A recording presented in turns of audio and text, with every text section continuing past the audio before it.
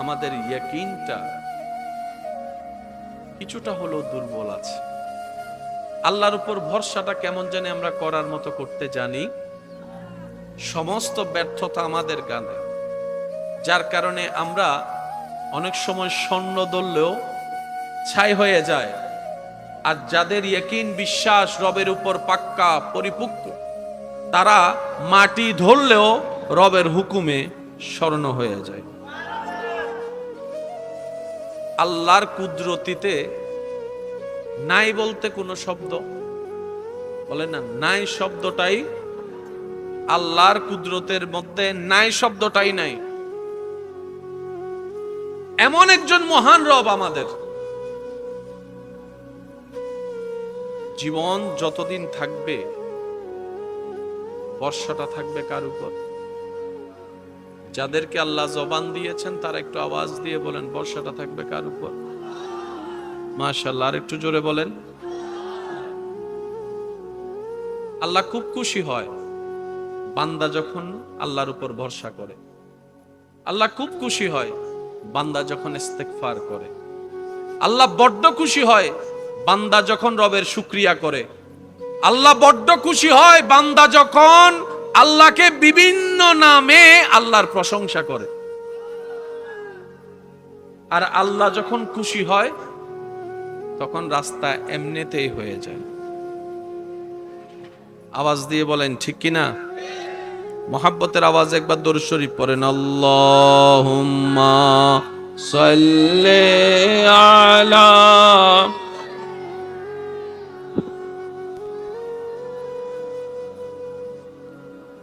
ওয়া আলা আলি মা। ধৈর্য ধরতে ধরতে দেখি জুলুমকারী জুলুম বাড়াই দিল। আমি সহ্য করতে করতে আমি শেষ হয়ে গেলাম। ফকির ফকির হতেই আছে, ধনী আরো ধনী হতেই আছে। আমি আর কত ধৈর্য ধরবো? এক কথায় মাথায় এবং মনে বসায় নিবেন, আমাদের কাজ হচ্ছে রবকে খুশি করা। আর রবকে খুশি করার হাজার মাধ্যমের একটা মাধ্যম হচ্ছে ধৈর্য ধরা। আমি কতক্ষণ ধৈর্য ধরবো? যতক্ষণ আমার রব খুশি না হবে ততক্ষণ ধৈর্য ধরবো। বলেন না সুবহানাল্লাহ। হাদিসে পাকে নবী রাহমাতুল্লিল আলামিন ইরশাদ করছেন, হে আমার উম্মত, কখনো যদি দোয়া কবুল না হয় মন ছোট করিও না। বান্দার দোয়া আল্লাহ কখনো বিফলে যেতে দেয় না। বান্দা দুনিয়াতে যা দোয়া করেছে তা আল্লাহর কাছে জমা থাকে। আল্লাহ যদি দুনিয়াতে সেটা রিটার্ন না করে, কবুল করে, হাসরের ময়দানে ওই করা দোয়ার বিনিময়ে আল্লাহ এমন নিয়ামত দান করবেন, বান্দা সেদিন নিয়ামত পেয়ে অবাক হয়ে যাবেন। সুবহানাল্লাহ। ধৈর্য ধরার নিয়ামত যদি সাধারণ মানুষ বুঝতে পারত। নবীজি বলেন, ধৈর্য ধারণকারীকে আল্লাহ এমন নিয়ামত দিবেন, দোয়া কবুল না হওয়ার পরও যারা রবের উপর সন্তুষ্টি ছিল তাদেরকে আল্লাহ এমন দয়া করবেন, হাসরের ময়দানে অন্য মানুষ এই দয়া পেয়ে দেখে আফসোস করবে, ইস, দুনিয়াতে যদি আমার একটা দোয়া কবুল না হতো আজকে আমি 1000 গুণ বেশি এখানে পাইতাম। মুমিন কখনো লসে থাকে? বলেন না, মুমিন কখনো লসে থাকে? এই যে আপনাদের আমাদের গায়ে জ্বর উঠে, গায়ে জ্বর উঠে না?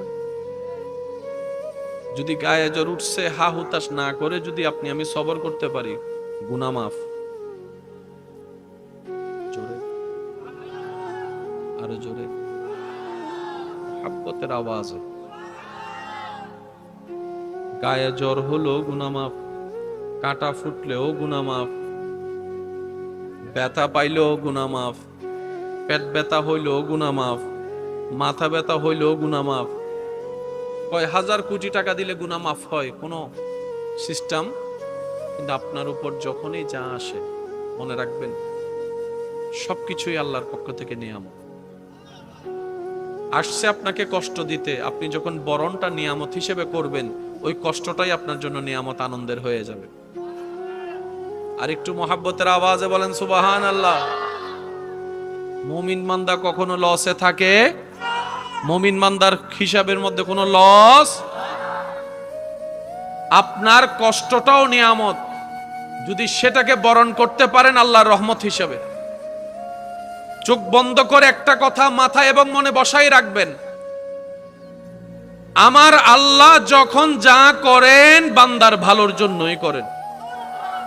কারণ আপনি আমি ভবিষ্যৎ দেখার বুঝার কোনো ক্ষমতা, আপনারাই তো প্রায় সময় বলেন পাল্টাইতে সেকেন্ডও লাগে না, 1 সেকেন্ডের ভিতরে তো কত কিছু হয়ে যেতে পারে। ভূমিকম্প আসার 1 মিনিট আগেও কোনো লক্ষণ দেখা নাই, হঠাৎ করে ভূমিকম্প আসলো, পৃথিবী কাঁপিয়ে দিল, সেকেন্ডের ভিতরে সবকিছু রদবদল হয়ে গিয়েছে। সেই আল্লাহ জানে ভবিষ্যৎ কি। রব বলে যে আমি তো জানি, আমি রবের উপর তুই ভরসা রাখ, আমার সিদ্ধান্তে তুই খুশি থাক। এ আমার বান্দা, রব বলে তুই আমার সিদ্ধান্তে খুশি থাক, আমার দেওয়া অল্প নিয়ামতে খুশি নিজেকে রাখার চেষ্টা কর। হাসরের ময়দানে তুই যদি অল্প আমলও আনিস, আমি আল্লাহ তোর অল্প আমল দেখে খুশি হয়ে যাব। সুবহান। সেজন্য স্থির আনার দরকার, বলেন না স্থির আনার দরকার। তো এই স্থির জিনিসটা আনবো কিভাবে, ধৈর্য জিনিসটা ধরবো কিভাবে? একটা কথা মাথায় রাখবেন, জীবনে যাই কিছু হোক সাথে সাথে মুখ খুলবেন। অন্তত 2টা মিনিট মুখটাকে যেমনে পারেন বন্ধটা রাখেন। 2টা মিনিট যদি আপনি মুখ বন্ধ রাখতে পারেন, দেখবেন যে আপনার সেই ধৈর্য ধরাটাও সহজ হয়ে যাবে, স্থির থাকাটাও সহজ হয়ে যাবে। বেশিরভাগ মানুষ যে স্ট্রোক করছে অতি টেনশনের কারণে।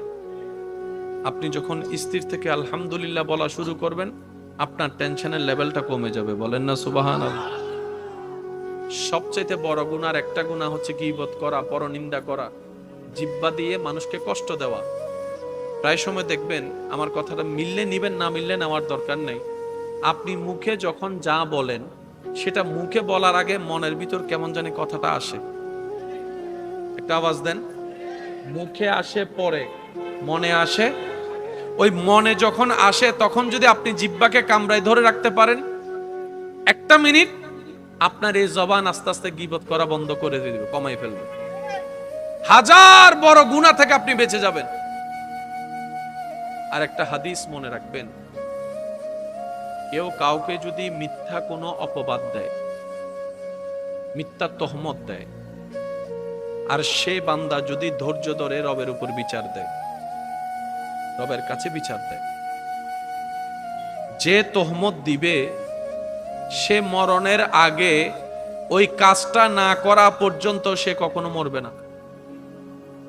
অর্থাৎ কেউ আপনাকে চোর বলল কিন্তু আপনি চুরি করেননি, অপমান করেছে আপনাকে, এই মিথ্যা তহমত যে দিয়েছে সে মরণের 1 সেকেন্ড আগে হলো চুরি করেই মরবে।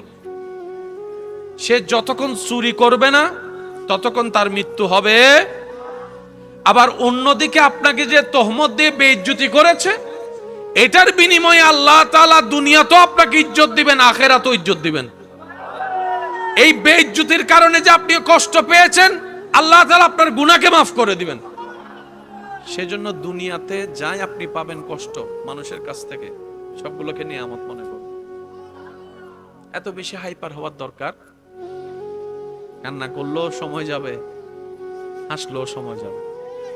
হেসে হেসে সময় পার করেন না, অন্যরা কান্দুক, কারো যদি ইচ্ছা করে কান্না করতে মন চায় কান্দুক, বদনাম করে কষ্ট দিয়ে। নবী রাহমাতুল লিল আলামিনের উম্মত অন্যায়ভাবে কারো চোখের পানির কারণ হতে পারবো? বলেন না, কারো চোখের কারণ হতে পারবো? জীবনের প্রত্যেকটা সেকেন্ড আল্লাহর দেওয়া নিয়ামত। খামাখা টেনশন করে মন খারাপ করে এই সময়গুলোকে নষ্ট করে দেওয়া মানে নিজের বিষয়টাই নষ্ট করে দেওয়া। গত শনিবার কি আর আসবে? গত শুক্রবার কি আর আসবে? 2020, 22, 23 সাল, 24 সাল কি আর আসবে? গেছে তো গেছে, কেন কাটাচ্ছি এভাবে? স্থির হন, আল্লাহর দেয়া নিয়ামতগুলোকে উপভোগ করুন। না পাওয়ার দিকে যেভাবে আপনার আমার মনোযোগ আছে, আল্লাহ যে বিনা হিসেবে এত দিয়েছেন সেদিকে আপনার আমার মনোযোগ। আচ্ছা আপনারাই বলেন, না পাওয়া নিয়ে মন খারাপ করলে কি পাওয়া হয়ে যাবে? যদি তকদিরে থাকে পাবো, যদি তকদিরে নাই পাবো না, বাস শেষ তো কথা।